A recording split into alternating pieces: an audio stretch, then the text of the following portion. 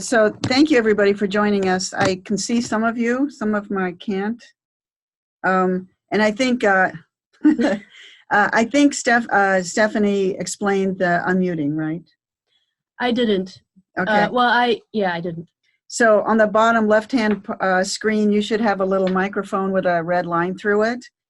You're muted because the dominant sound gets the picture, and we had somebody recently with a dog, and it was a problem because they dominated the whole video thing. So when you want to speak, just unmute and then mute yourself again, and that way we don't get confused by random sounds.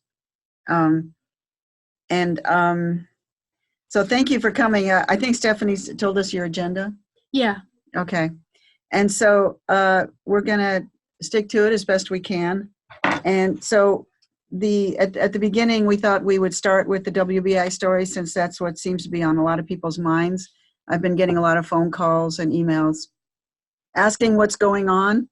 And I think things are developing pretty quickly. So I'm not sure I know what's going on this exact moment. But I know that Robin got some information about what happened today. So do you want to talk, Robin? Yeah, I don't know very much more than you do. What happened was yesterday, John Verneuil basically laid off all the staff at the New York station and took over the programming with Pacifica Across America Stream. Can you hear me? Are you? Anyway, then the group at WBI was able to get a restraining order from a New York judge to put them back in the station. So they're back in control of the station. I'm sure that John Verneuil and Pacifica is probably filing legal action against that. So it's a big mess, basically. And of course, I'm an affiliate board member in the middle of this, trying to stay neutral. It's just almost impossible. The basic problem is that New York just isn't taking enough money in to pay for what they have to pay out. And so you can't keep people working without paying them. So, and there's no other extra money floating around the network. So something had to be done. I don't know that this was a solution, but that's what they did. So we'll find out more, just as you'll find out more. There's no plans to sell any of the stations. It's just a temporary thing to try to get finances back in control. And there's been a lot of really good work on getting the finances in order with the management company, NITA, but they're not there yet. So everyone should just be patient. Again, our goal is to preserve the affiliates network and to preserve Pacifica.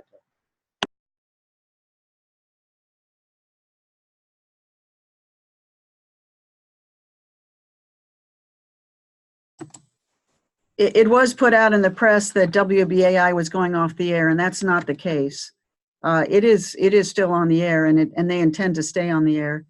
In fact, John was very clear with me that the purpose of all of this is to stay on the air. He said he's actually gotten several requests already from religious stations to buy the frequency, so there's real cause for concern to stay in control of that.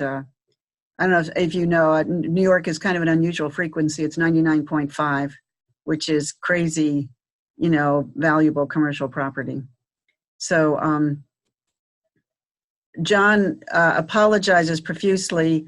He was planning to either be on this call or to send a message through me, but he is not able to be on the call. He is he's with his lawyers right now, and he's been told he cannot say anything.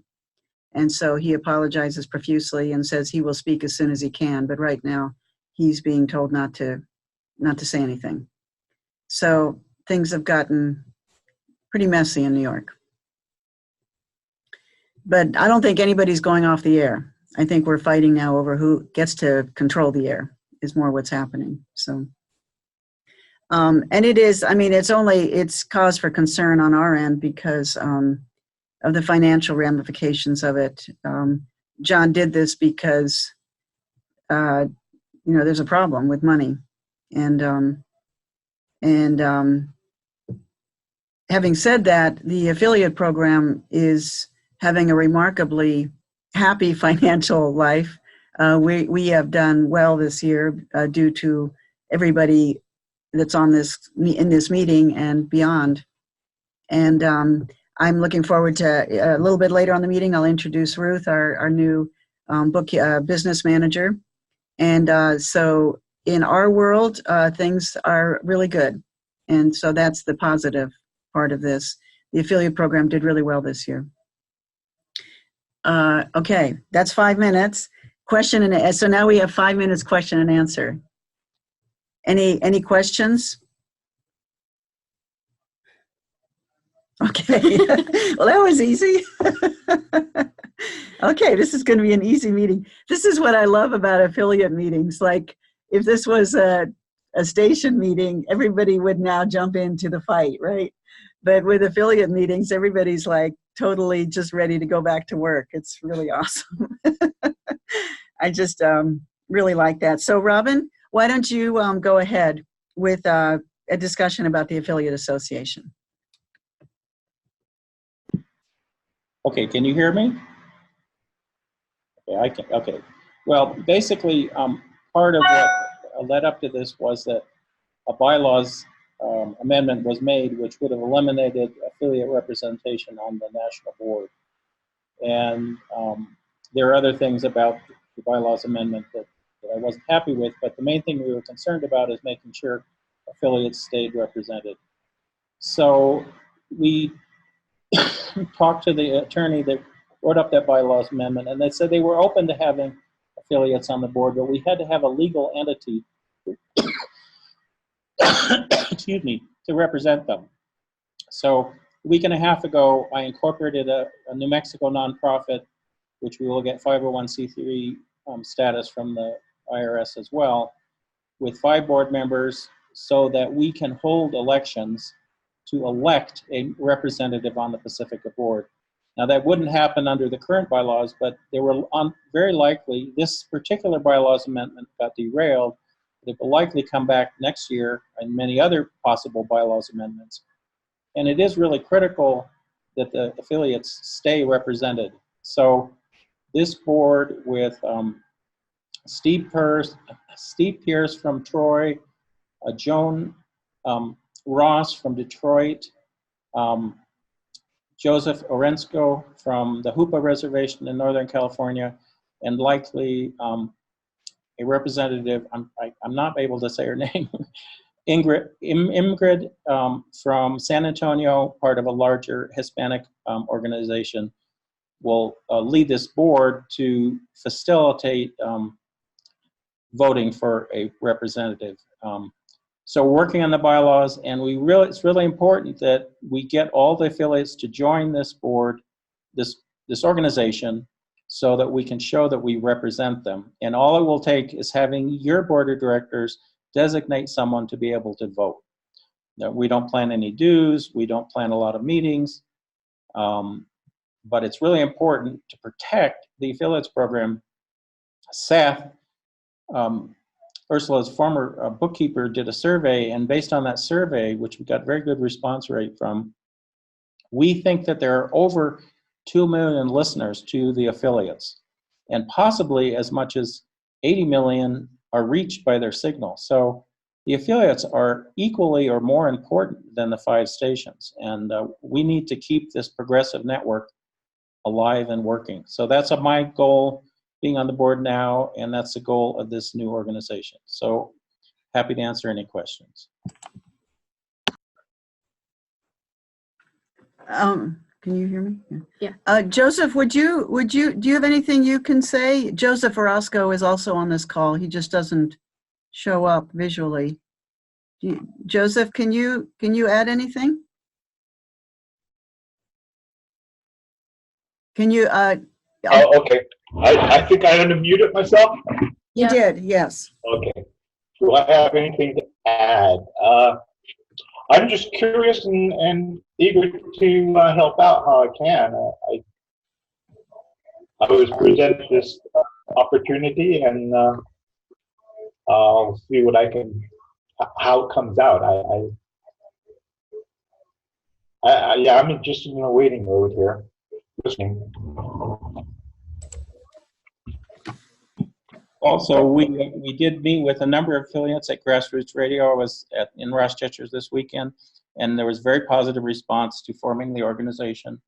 And there's other things we can do with the organization. As a separate 501c3, we can actually raise funds for the affiliates' different projects. So that will be totally separate from Pacifica, and we'll see how that works out. That's not our immediate goal, but it's another possibility. So based on kind of what I've experienced in the last in the recent past is it seems like what's needed at hand right now is a mission statement for the organization that shows compatibility with the Pacifica Foundation, and a set of qualifications for nominees to represent the affiliates, and a process by which they're nominated by their station, and then a description of what that representative is supposed to do when they're on the board, so that they are held accountable to a certain standard of not conduct, but of of what they're supposed to be doing on the board, so that they really fulfill their representation. Those are the things that I see that need to go in first, in terms of making this a situation that has the kind of agency that's needed to fulfill this project of getting representatives on the board. I guess I'm curious, Robin and Joseph, have you thought about how, is there some sort of process by which you're going to run this by everybody to kind of get approval from folks, or do you have any idea about how you want to move forward? Well, definitely, we will definitely run it by people, and Ursula actually did a good draft of a short mission statement. The Pacifica mission statement goes on and on and on, of course. So we have to keep it really simple, and we have to set up a structure that makes that clear. Again, in the middle of all this uproar, we don't know what's happening with the board. There's a PNB meeting on Thursday, and I'm sure that's going to be gruesome anyway. Again, we don't really want this to be turned into a political football. That was part of the problem with the affiliate representatives on the board. They got used by different factions, and by having them be elected by the affiliates, we hope that we can stay independent and mainly represent the affiliates. But of course, we have to think of the health of all of Pacifica, because the affiliates program exists because of Pacifica. So, and all the work that Ursula's done. So it's a difficult task. Again, we don't intend this to be a giant political organizing thing. It's simply a way to make sure the affiliates are represented. And in this next week, I'll work on the bylaws and the mission statement, get the board members that we have to buy into that, and then we'll send it out to all the affiliates for their comments. Yeah, do any of you have any feedback on how you want them to proceed at this point, or are you just, what do you guys think? Can you back up just a little bit and explain why a separate org is needed again? I think I missed something. Well, like I say, this group was trying to slim down the board, and they slimmed it down to only 5 representatives of the 5 stations, and they left the affiliates completely out. And I said, how can you do that? And they admitted it wasn't a good idea, but they were reluctant because of the problems with the affiliate representatives being used for the factions. They wanted to be sure that there was actually a legal entity that represented the affiliates, that could be held accountable for who they elect. And the good thing about it is they seemed open to actually electing our board member, that it wouldn't be just a nomination that the board then could turn down or not. We would actually have a position on the board of directors. Now, this may all change when bylaws amendments are actually presented at the beginning of next year, but having the legal entity gives us a toehold to be part of any bylaws amendment. Does that explain it? I don't know. Yeah, Kaja, also, Matt, you'll remember this too. When the request to have affiliate directors was made when the Pacifica bylaws were made in 2002 with the settlement of the Pacifica struggle. And it all happened pretty fast, and it was at the request of a group of affiliates who felt invested in Pacifica. And the idea was that, and you probably remember this, Matt, when the idea was that there would be an association formed that would then send the nominees to the Pacifica board. And there was going to be like a mission statement that made clear that they were compatible with Pacifica. And then once the board members were installed and there was an affiliate coordinator, which was a position I was given. Once those things were put in place, people suddenly just lost interest in the whole thing and went back to their local stations and didn't really finish the process of creating an association. So it became kind of an open-ended question as to who exactly was nominating. And it took a few years, but eventually the Pacifica board members figured out that these were unaccountable board members, and so they started to recruit them as swing votes.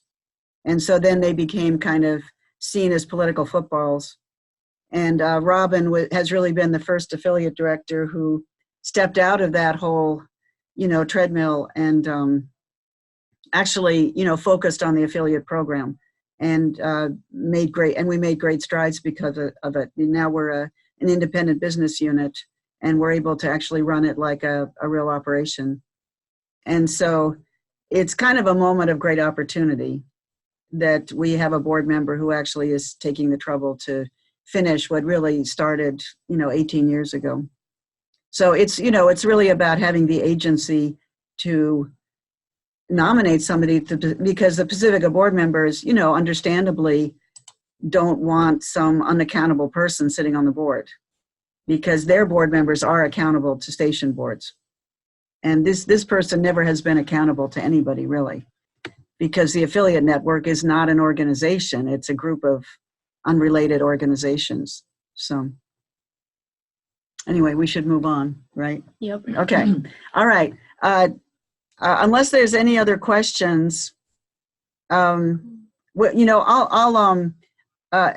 either me or really Robin, really the board members we should post something to the listserv so that it's kind of officially announced to everybody what's going on.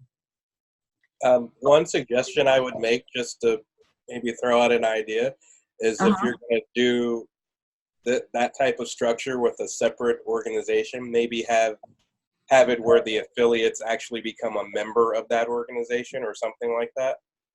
Yeah, some criteria, right? Yeah.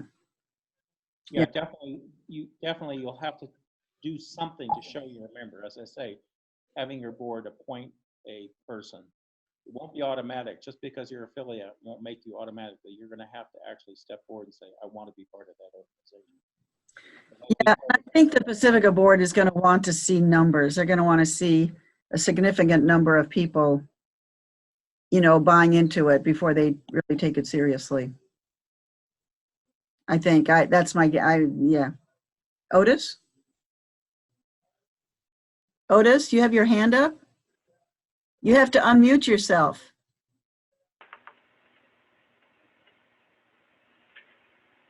Mute my audio. Hello. I was just going to say the distinction that has to be made to the, to the affiliates is this is not a Pacifica organization. It's an affiliates organization. I think you'd want to make that really clear. Yeah. Yeah, which is going to make my life interesting. So we'll see. I'm gonna lose some of my unilateral control over everything, which is probably a good thing. Okay. Hello, this is Dave Post from Hillman Community Radio. Hi, David. How you doing today? Good. So basically, we would pass a resolution by our board to have a representative on the 501c3 that would elect representatives to the Pacifica board. You would choose someone who would vote when we have an election to put someone on the Pacifica board. So they would have to say, Okay. this is the person going to be vote. Again, we're going to work in the bylaws whether that would have to be a board member or a staff person or volunteer.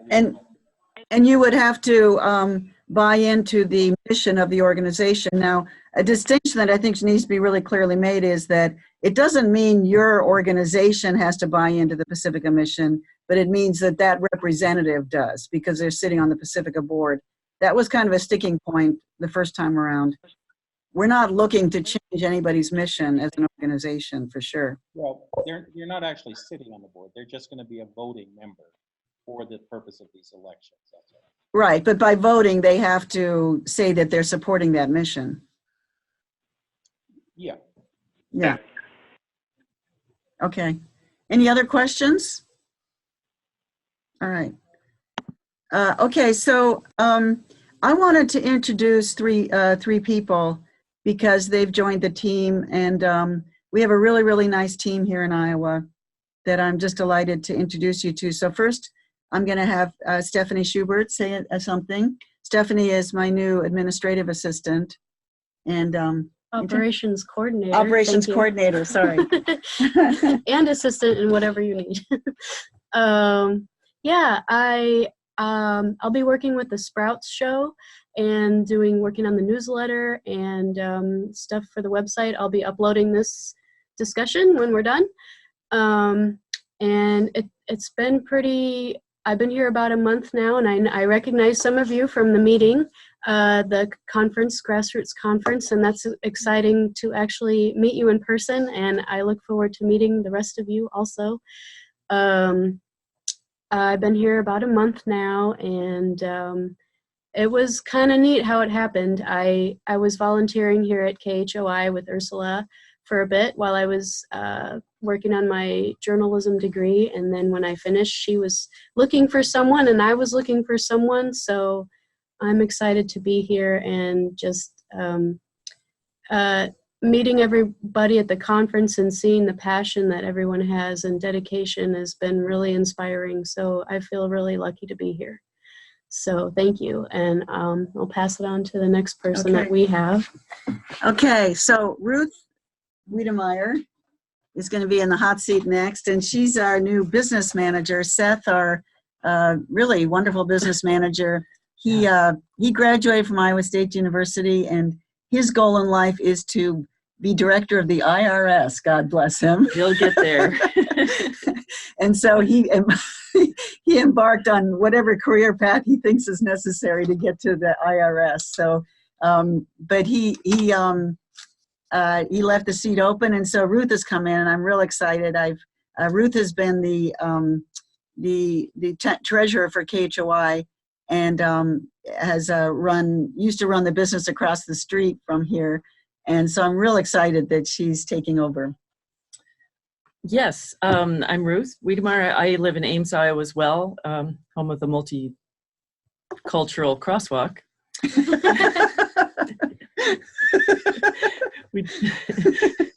I've just recently replaced Seth as the business manager for the affiliate network, and previously at the local level, I've been involved with our local station KHOI for about 6 years as the bookkeeper and other capacities as well.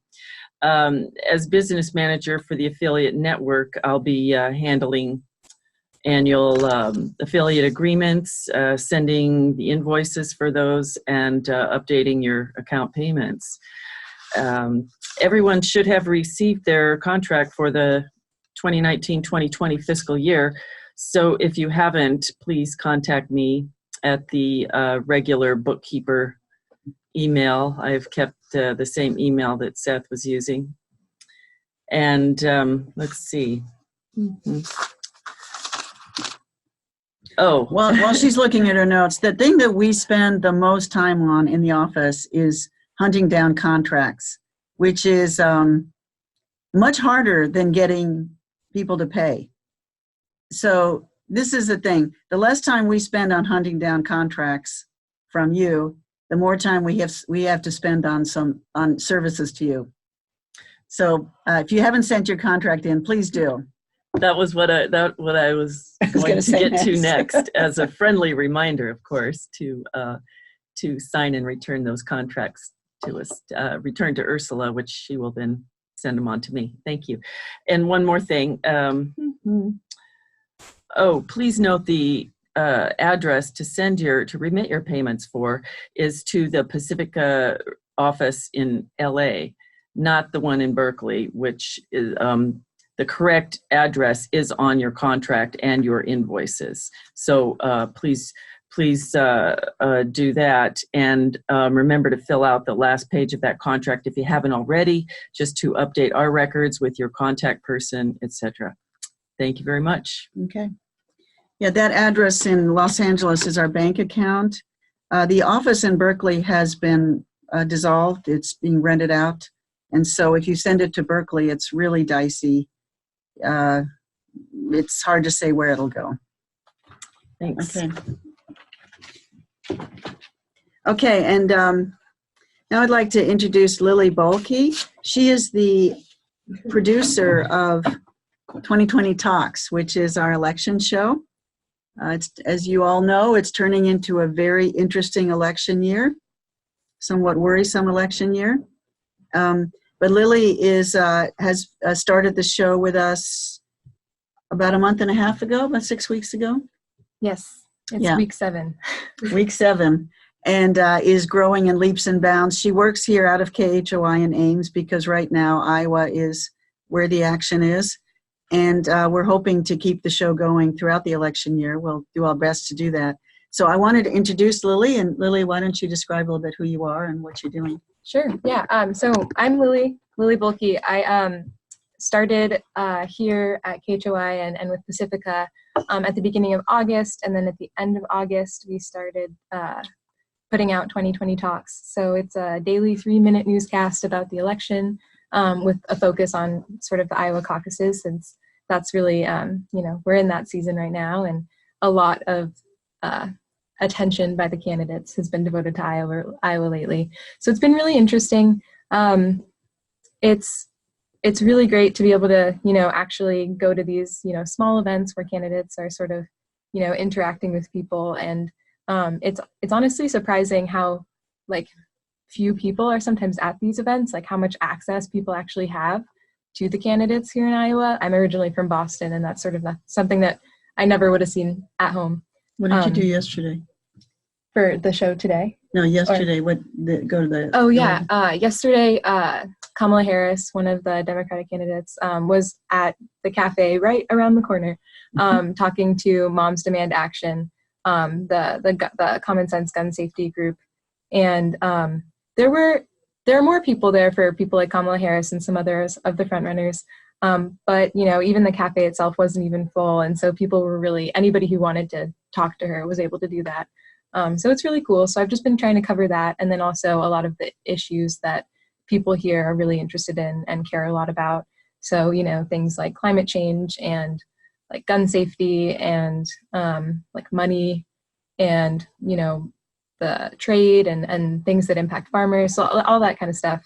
So that's what I've been working on. If anybody has any, suggestions for me or ideas of things, always feel free to reach out. I'm always looking for suggestions and constructive criticism if you ever listen to the show and have any. But yeah, that's what's up. Lily, 2 things. Just from listening to Lily has a lot of editorial conversations with Lisa Loving from KBOO has been tutoring her, and also Lark Corbet with Public News Service, who's partnering with us on this project. So in listening to these conversations, there's 2 things I've kind of seen. One is that there is a lot of effort made to keep this of national relevance. Mm-hmm. So it doesn't just become about Iowa, and to keep tying it to national issues. And the other thing is there was some concern expressed by some stations that if too much of the content was about the Democrats, that it would build up a deficit of equal time that the station would become responsible for. And so there's been some effort made to cover, you know, the Republican Party significantly in this. And luckily, we've got a little bit more of a story now than we used to with the Republicans, because they now have problems too that they have to look at. And so, you know, the attempt is really there's a lot of effort gone into making this a really a legit, you know, a well run newscast. Mhm. It's 3 minutes. It comes out daily. It comes out at 12:01 in the morning for the following day. So Lily works Sunday through Thursday, so that on Monday morning at 12:01 there's a show that will, you know, and it goes through Friday. Yep. So if you haven't tried it, give it a try. It's an audio port. I think it's really good. Ursula, this is Dave Post from Hillman Community Radio again. We've been running PNS for 3 years, and they're an excellent newscast. We pull it off of their site just like we pull stuff off of your site. I would, you know, really encourage Pacifica to partner with them even more, because they do a nice newscast. Yeah. I'm excited. Lark and I have been talking for years about doing something together, and it's really exciting that we're finally doing it. Really making it happen. So thank you for that feedback. Yeah, and 2020 Talks is also available on PNS. I think if you go to the Iowa News Service, it's right under the bigger newscast, the other newscast. Yeah. So give it a try if you haven't listened to it. And anybody else have any questions for Lily? No, I'm gonna have to go. But Bye-bye, Kasia. bye, everybody. Bye-bye. Take care. You too.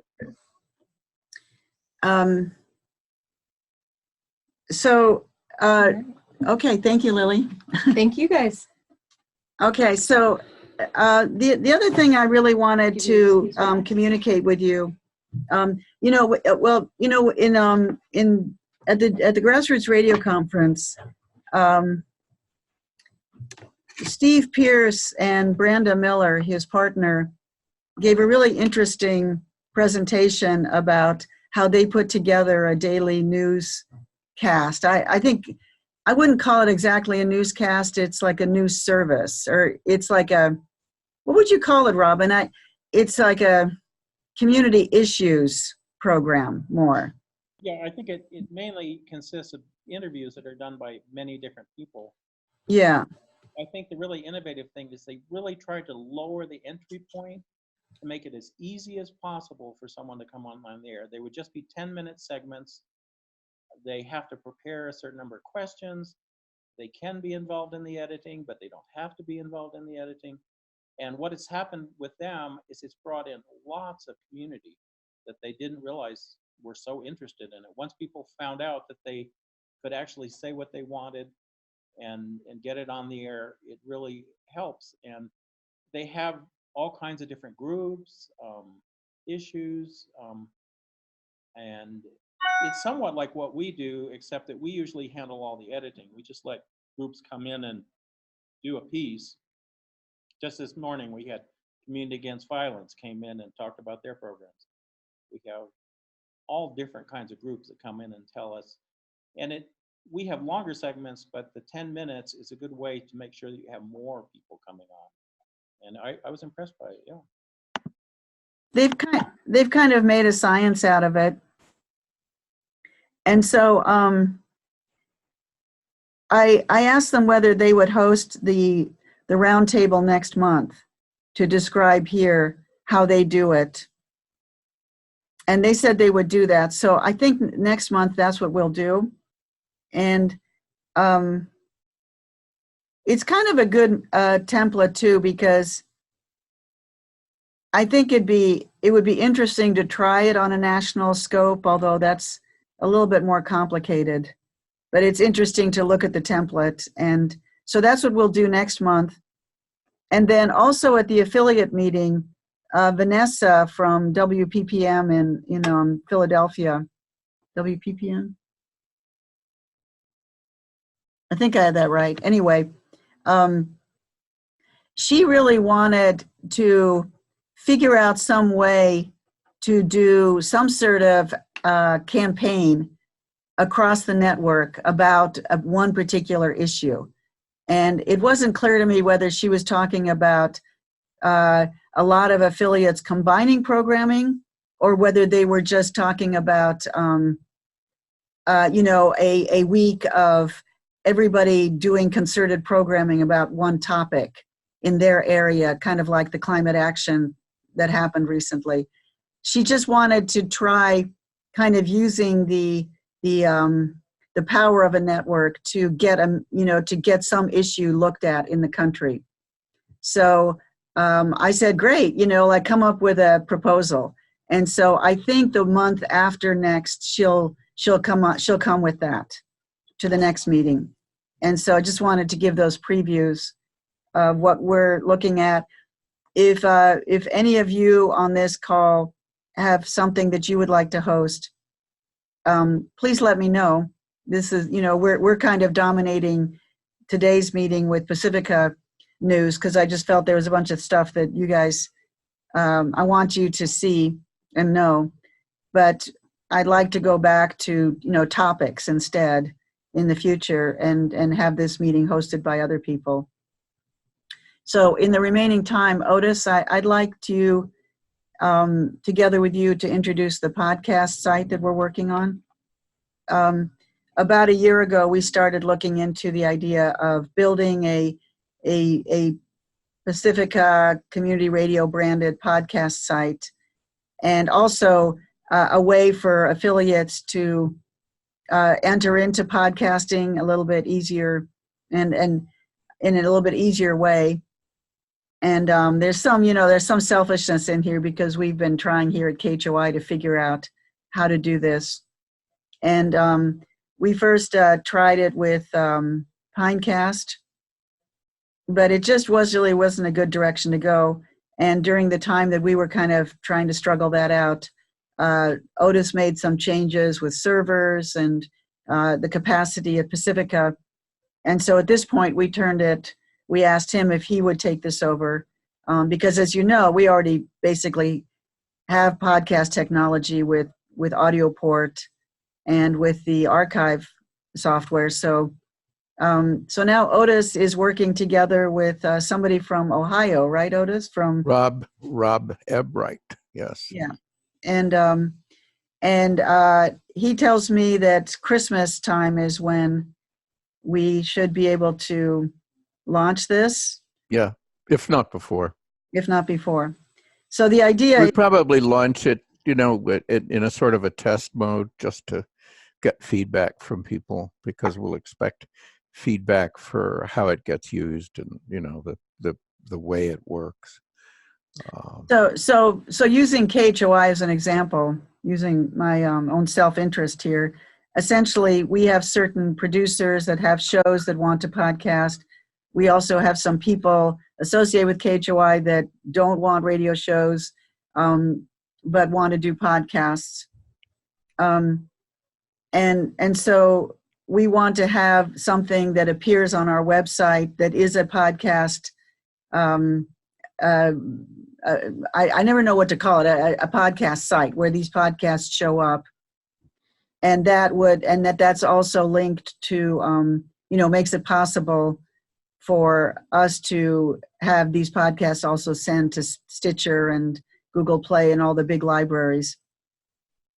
So the idea is to have the podcast menu show up locally, also on a Pacifica site, and then also on the large, commercial libraries where the majority of the people will find this stuff. And eventually, if we get enough people participating, to set up like a network page on Google Play, or so that we can use some sort of branding facility, some possibility for branding as well. Well, you're going to have that. Depending on how we implement it, but basically it's a site that would reference podcasts from any affiliate who wants to participate. Each affiliate would have its own page with its podcasts, and be able to operate that more or less independently. And what I found out that because generationally, I mean, I don't generally listen to podcasts, but what I find out is that getting it into iTunes and Stitcher and so forth is significant, because that's where people go in order to get their podcasts. And this is, a back end that stations can use to upload their podcast, identify it, write a description, and so forth. So essentially, we're providing a host today and an interface for it to show up. And and I think, Otis, what you're working on is kind of a template which would make it kind of an easy drop and drag situation. So nobody has to reinvent the wheel when they're making their page, right? Yes, exactly. And every station will be able to do this. Anybody that wants to participate. So we'll actually have, when you talked about branding, we'll actually have the whole Pacifica affiliates identity, which is kind of interesting because I don't think it's ever been public. I don't think we've ever That's true. identified ourselves as, hey, we're affiliates, with Pacifica. We're a big group of people here. Yeah, you're right. A big voice in the flyover, so to speak. And I think what we're setting it up so that each station page will have its own tip jar, right, Otis? Yes. Yeah. Yeah, they will have a reference to whatever their pledge system is. Yeah. Any questions about this? Any comments?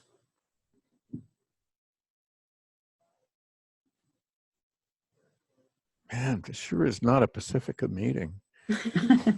David Ferland says he has something from Plainfield, Vermont. Hi, Otis. Hi, everyone. Hi, David Ferland, WGDR in Vermont. Just a comment about the incredible promotional value of the Pacifica brand in our area. We've been running some promos about Pacifica itself, juxtaposing against public radio and obviously commercial news too. But we are becoming known as the Pacifica station. Obviously not, we're an affiliate, but we are, I would see a lot of promotional value in the affiliates talking about being Pacifica and forwarding the overall Pacifica messaging of inclusion and diversity and nonprofit media and the rest. So anyway, that's just a comment. I think it's the forward direction towards continuing to gel the affiliates is great, and count us in. That's good. That's good. One of the things that I found here in Ames is that equal to the value of the actual access to podcast hosting and technology is that suddenly a lot of people want to make podcasts. People have rediscovered audio production because of podcasting.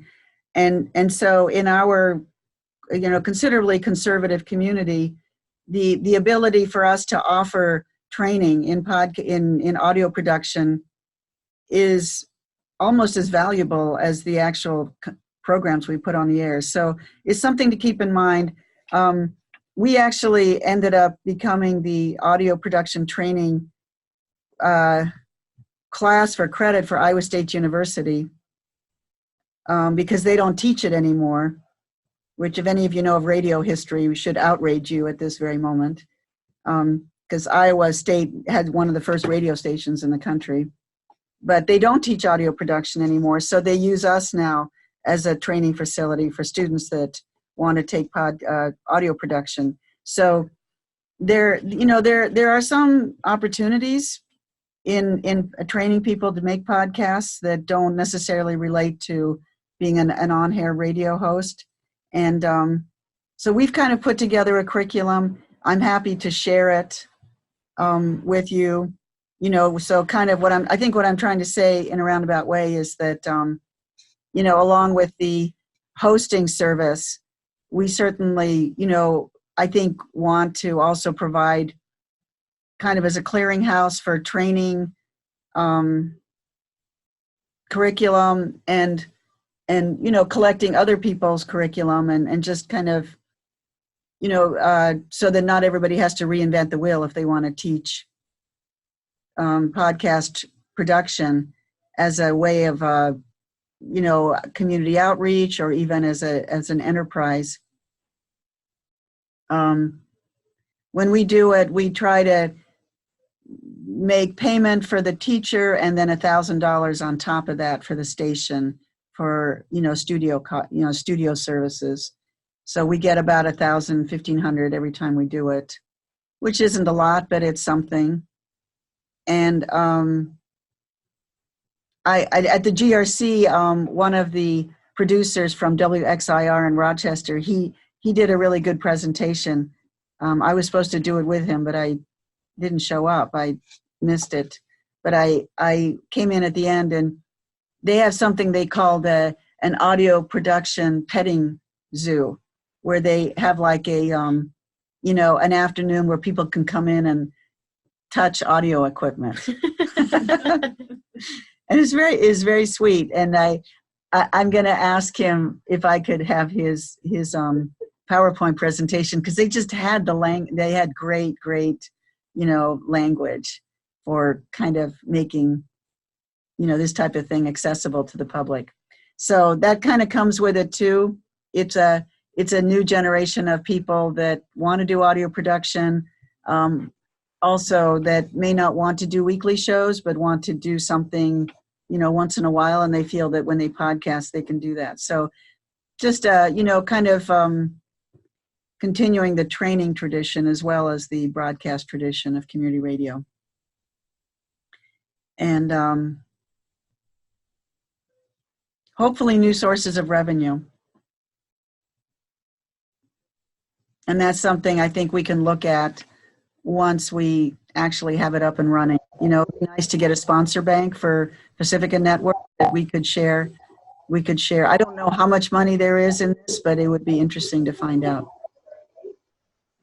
So I hear you say you have some income. Who's paying that? Did you say that again? Okay, you're talking about your training that you do, and you're connected with the university. Is the university paying you to do that? Yes, they are. The university pays us because it's a 4-credit class. And they don't pay us a lot, but we ask them for $5,000 per semester. And then for that, we teach about 10 to 12 students per semester. And then about 1,500 of that goes to the station for, studio, just for being the host. And the rest of the money goes to the teacher, because it is a lot of work. And then a professor, an Iowa State professor partners with that and also helps teach.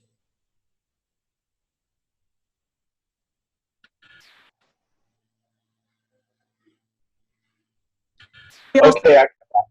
I'm sorry, go ahead. I got that. I understand what you're saying. Okay.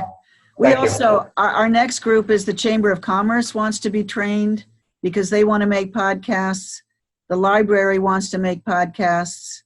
I could imagine some businesses wanting to do it. So it is, there are some possibilities there. We also did it for the continuing education program here for Iowa State alumni. We did a class. Most of them wanted to be able to send audio files to their grandchildren because their grandchildren were more likely to listen to MP3s than they were to read letters. So there are a number of uses for what people call podcasts now. Most people, when they use the word podcast, they mean audio production. They don't even really mean a podcast. They just mean something that, with sound. But we do actually want to do real podcasts as well. Okay, so we're we have about 5 minutes left.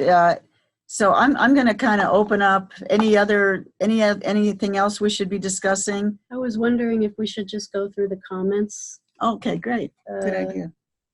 Okay. Comment. Let's We have see. we have comments. Went through the people who had cameras and didn't have. Will you be? Let's see. Who's this? Dan says, "Will you be sending the requirements for the resolution to us to share with our boards? And further, does the voting representative have to be a station board member, or can they designate a staff member, say the general manager?" As I say, this is all open right now. I think it could be either a staff or a board member. Yeah, I think the Pacifica bylaws say it could be either. I'm pretty sure. And then he says there needs to be some kind of rundown, like Kaja said, rundown of the requirements to join and why to join. Again, that's all open now. We want to make it fairly low requirements. You would have to be an affiliate.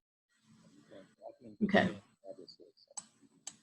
Next comment, also by Dan. Excited to see the beta when it's released. WJFF is exploring partnering with Sullivan BOCES to help them create a music broadcast and production program that will include broadcasting in the curriculum. This would be for high school age students in the country. Nice. And Joseph says KSVR is heading in that direction. Odie's leaving the meeting, okay. Dan says, yeah, share the PPT and yay revenue. And Joseph says, I like the podcast training the Pacifica hosting. Please send me your training and details of the podcast. I learn more about the affiliate matters. Which Joseph is that? Joseph Orozco? Yes. Okay. Okay. Yeah, and at Grassroots, there was quite a bit of discussion about sharing training in general, you know, for all aspects of editing and so forth. KBOO has a whole training curriculum. Mm-hmm. One of the members there was trying to develop a curriculum on. Yeah, Spencer Graves at KKFI is really wants a Pacifica-wide training program for news, right? Okay. If only the Pacifica board meetings were this easy, right? Yeah. Tell me about it. My God. You guys are really nice group of people to hang out with. Can I take a moment to invite? Absolutely. I just thought I'd take a moment to invite people again to contribute to the Sprouts show, as David was saying, talking about inclusiveness and diversity. I think Sprouts is a champion for those grassroots ideals. And even here, Robin just contributed a story on plutonium pits in New Mexico, and then Joseph Orozco had one on youth and truth and addiction. Just really powerful stories about happening in their community.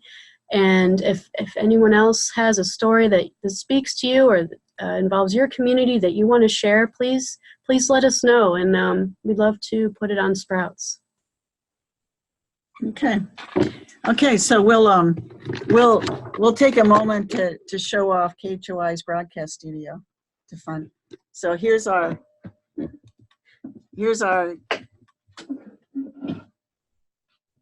broadcast table, and there's our quilt. Let me see if I can see that. There's our quilt. There's the quilt, and here's our console.